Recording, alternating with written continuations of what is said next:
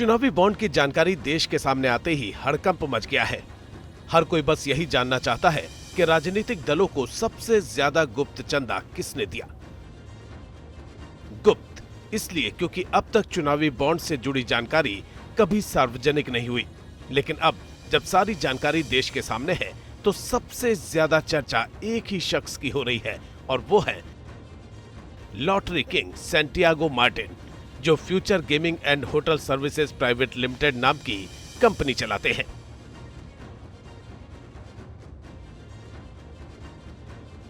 कोयंबटूर स्थित लॉटरी वितरक company future gaming ने ही सियासी दलों के लिए सबसे ज्यादा इलेक्टोरल बॉन्ड्स खरीदे।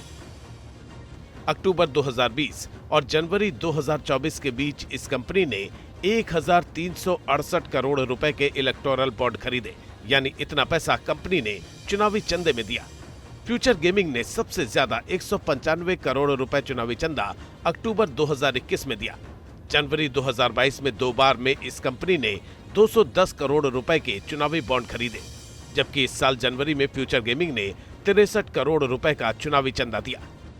मार्टिन सैंटियागो की बात की जाए तो जो फ्यूचर गेमिंग और होटल्स में इसका बिजनेस है और साथ में ये लॉटरी का जो है वो सबसे बड़ा किंग भी माना जाता है। लेकिन जिस तरह से जो सुप्रीम कोर्ट में सुनवाई चल रही थी कि इलेक्ट्रिक बॉन्ड को लेकर जो सुनवाई चल रही थी, तो उसमें सबसे ज़्यादा चंदा जो है वो इसी व्यक्ति का जो है वो देखने में आया है।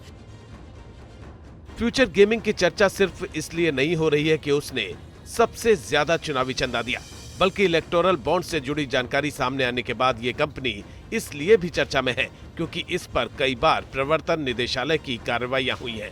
इसलिए राज्यसभा सांसद कपिल सिब्बल ने आरोप लगाते हुए कहा है कि इलेक्टोरल बॉन्ड स्कीम देश का सबसे बड़ा घोटाला है।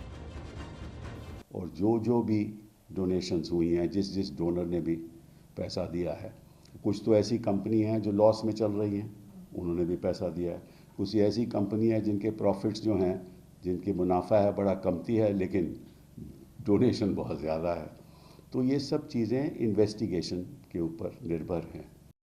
अक्टूबर 2023 में इनकम टैक्स विभाग ने मार्टिन और फ्यूचर गेमिंग की 4 जगहों पर रेड की थी। कंपनी पर गैर कानूनी तरीके से नहीं बिकी लॉटरी टिकटों को रखने और उन टिकटों पर टॉप प्राइस देने का आरोप लगा था।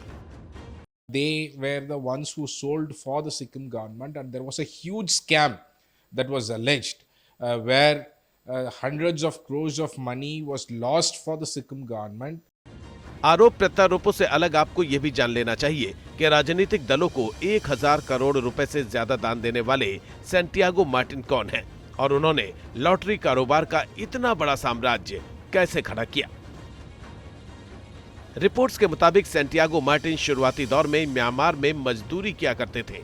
इसके बाद वो 1988 में भारत लौट आए और तमिलनाडु में लॉटरी का बिजनेस शुरू किया। कहा जाता है कि 13 वर्ष की उम्र में उन्होंने लॉटरी के व्यवसाय में कदम रखा था। 1991 में सैंटियागो मार्टिन ने फ्यूचर गेमिंग की शुरुआत की थी। इसके बाद मार्टिन ने कर्नाटक, केरल, पश्चिम बंगाल और महाराष्ट्र में अपना कारोबार बढ़ाया। पूर्वोत्तर में उन्होंने मार्टिन सिक्किम लॉटरी खोली। मार्टिन ने अपनी कंपनी का विस्तार भूटान और नेपाल में भी किया। लॉटरी के अलावा वो रियल एस्टेट, कंस्ट्रक्शन, टेक्सटाइल्स और अन्य दूसरे क्षेत्र में काम करते हैं।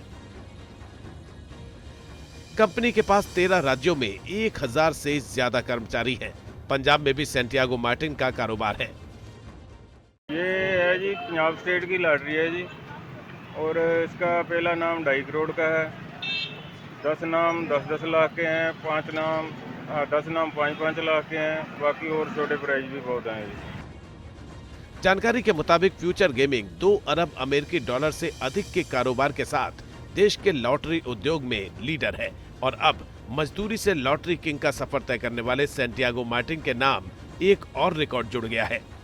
वो है राजनीतिक दलों के लिए सबसे बड़े दानवीर का।